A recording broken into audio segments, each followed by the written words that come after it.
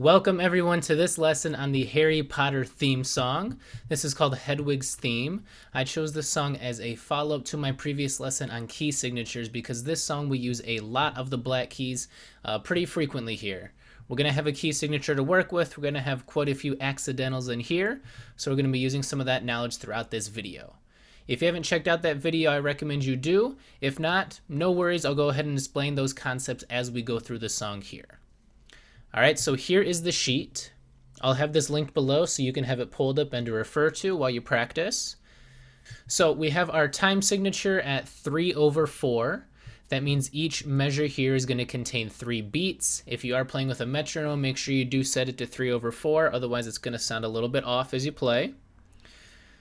So that bottom number 4 tells us that the quarter note is what equals 1 beat. So within each measure, we can have 3 quarter notes, and that will fill up a measure. All right, and now for the key signature, that's going to be in between the clefs and the time signature. You can see we have 1 sharp here. And if you did see my previous lesson, you know there's a couple ways we can figure out what it is. We can use our reading skills to see that that sharp lies right on the top line of the treble clef. And that top line is F, meaning we are playing F sharp.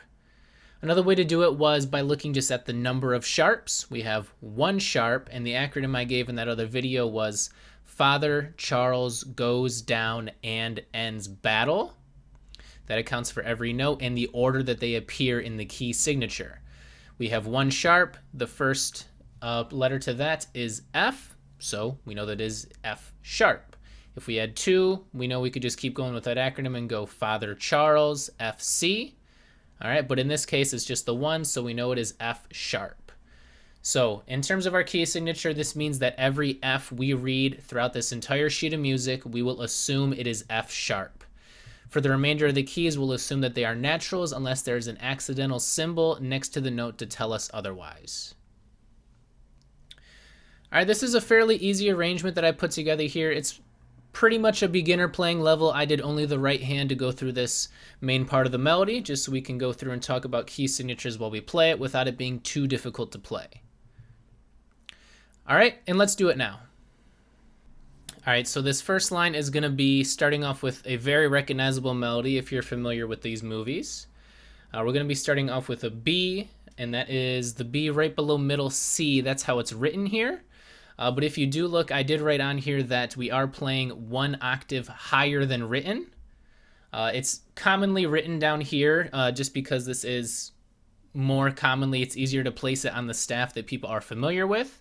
If we did have it actually written how it should be played, it'd be off the main staff for most of this, and it's just a little bit harder to read.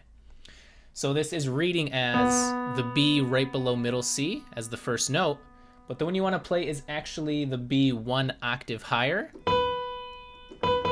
sounding like that one. So if you have a regular piano, just go ahead and shift your hand up 1 octave higher than you would usually play when you're reading this. For me, I have an electric keyboard, so I'm just going to press my octave up button, and that turns this B into the B that I want to play. Either or. All right, so I'm going to start with that B, and then I'm going to be playing that first line there. That's E, G, and down to that first F sharp. Again, that sharp is not put right next to that F because we had it in the key signature. We assume every F is played as F sharp. So these first 4 notes, B, E, G, F sharp. After that, I'm playing a half note of E. So this is the first part you should already recognize.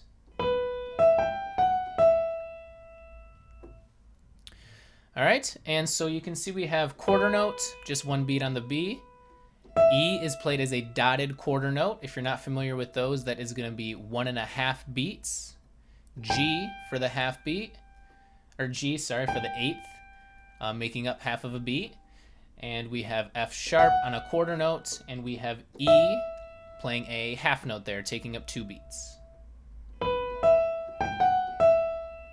Simple enough. Next, we're going to go up a few notes. That's going to be a quarter note, which is going to be B. So from that E half note, we go up to B. We go down 1 note to A, and then F sharp again. Again, no sharp symbol there. We're using our key signature. So for that A and F sharp, because we're in 3/4, instead of whole notes, it's going to be a dotted half note that can take up the 3 beats of a full measure. And because that dotted note takes the 2 beats of a usual half note and turns it into 3 beats, so those can fill up those entire measures. So far we have this.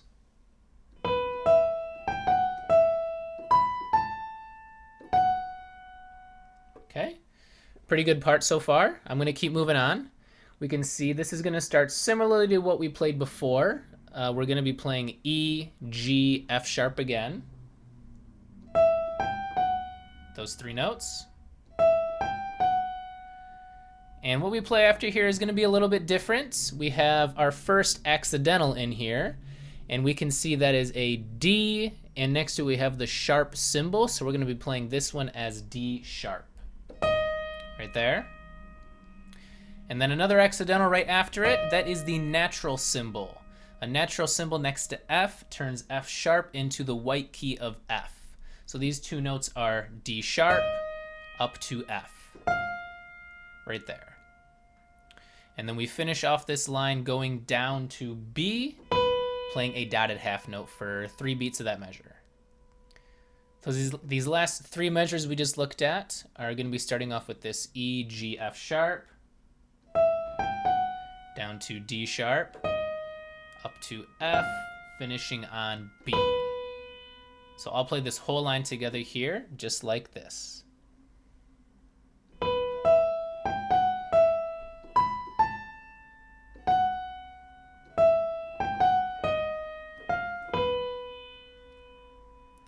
Okay, go ahead and practice that a few more times if you'd like to. All right, and I'm going to go on to the next line here. This second line starts exactly the same as the first one did. We are playing B, E, G, F sharp. And if you recall, the last F we played was F natural, but we had a bar line following that. Anytime we see a bar line separating measures, we revert back to the regular key signature. So no sharp symbol next to this F, but back to the key signature, we will play it as F sharp. So starting off the same so far, landing on that E half note. We're still going up to B, but after this is where this line is going to be different. You can see we're still going higher. That is a half note, which is D. We have an accidental D there saying D flat is next. And then we land on C for that next half note. All right, and again, we had a bar line after the D flat, so the next D we see we will play as regular D unless it's indicated otherwise. Let's play what we have so far for this line.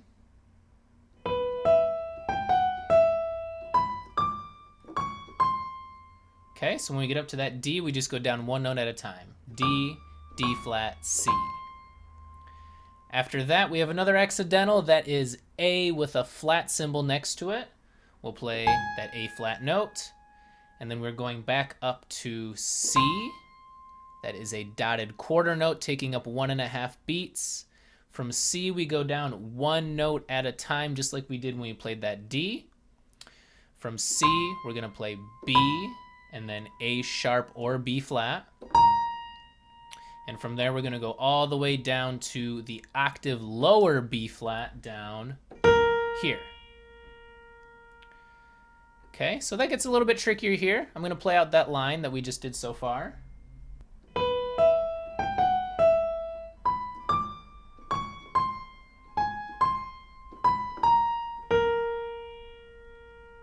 Okay, finishing on that lower octave B flat. We're only using our right hand for this piece, so if you do want to throw that left hand in there to play that B flat, go ahead. It'll make it a little bit easier on the right hand so it doesn't have to stretch across. Okay, after that lower B flats, let's do these last 2 notes to finish out this line. We're going to go up to G and finish on E. And this E here, you can see we're playing a dotted half note with a tie connecting it to the half note on the next measure. Since we have a tie and it's just both E's between them, we can assume that we're going to be playing 5 full beats for this E. 3 for the dotted half plus 2 for the next half. That's what that means. So altogether this line, let's do it.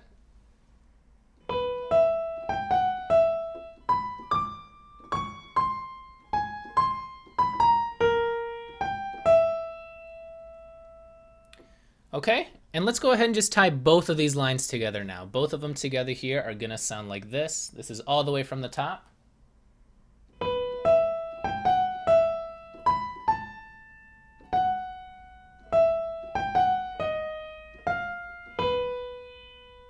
Next one.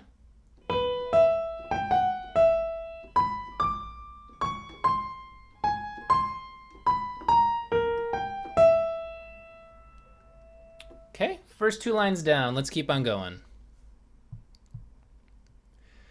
Next, it's going to be a little bit different for this part. You'll probably recognize it too, though. It's what just comes after here. We're going to be playing, starting off with G, going into a half note that's going to be B, G, B once again, same notes. And then we have G, C. Okay, so not too hard there. G, B, G, B, G, C. And then we're going to switch it up here a bit. We're going 1 note down from C to B. And then 1 note further, you can see we're playing A with a sharp symbol next to it. So A sharp here or B flat. Okay, so we went from C, B to A sharp. Okay, after A sharp, we're going to be going to F. And remember, we're still playing F sharp here. From that F sharp, we're going to go up to G. Then we shoot up to B and B flat. And I'm going to play the 1 note after that just so we can connect it together here. We're going down to the B flat. That's down an octave 1 more time. Okay, so far this is what we have.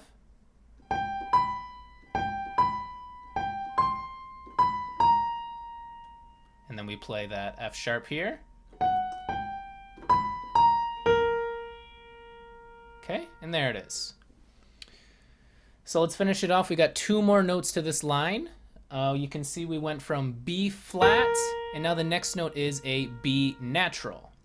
We do need the natural symbol here because they're both within the same measure. So if we did read B flat and the next one was just the same note but without the natural symbol there, we'd assume it was another B flat since they're within the same measure. But this one we do have the natural symbol for, so we will play that as B flat and then regular B. Then the note following it is the B 1 octave higher. So we're going from high B flat to low B flat, then low B up to the high B. Just like that. All right, let's do this line all together here. It's going to sound like this.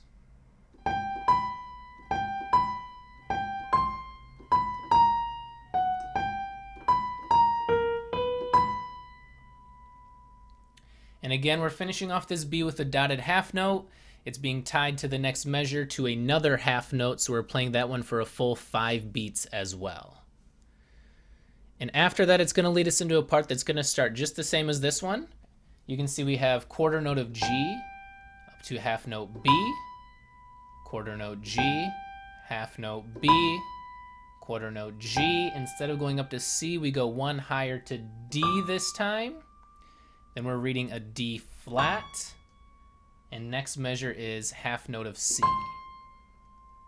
So 1 more time, let's do that together.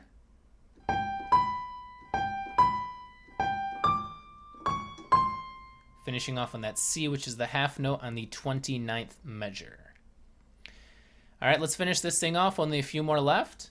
We have an A flat next. You can see the flat symbol next to it there. Back up to C, down to B, and then B flat. 1 more note, let's do that half note there. We'll go down to the B flat an octave lower again. Okay, let's put that together.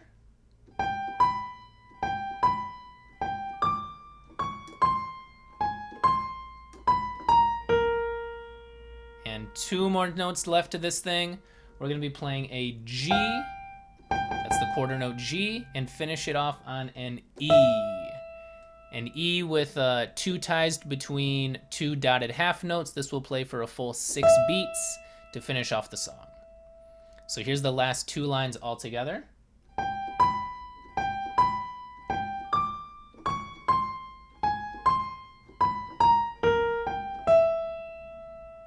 And that's it. Let's just go back and put everything together now. All right, now let's go line by line. Let's put all of these sections together here. We started off with the B to the E here, this section.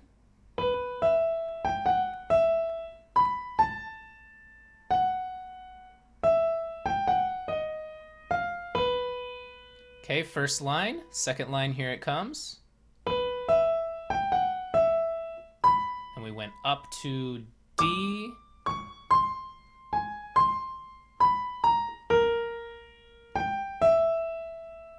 Okay, line 2 done. And we're gonna go into these G's and B's.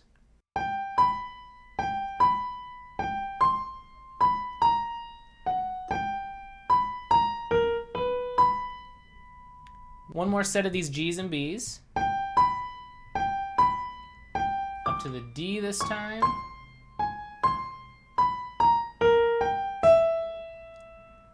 And that's it. Hedwig's theme from Harry Potter. Thank you for tuning in, and make sure you join me for my next lesson. We'll be learning more songs and get to know a bit more about music theory to progress as players. Thanks.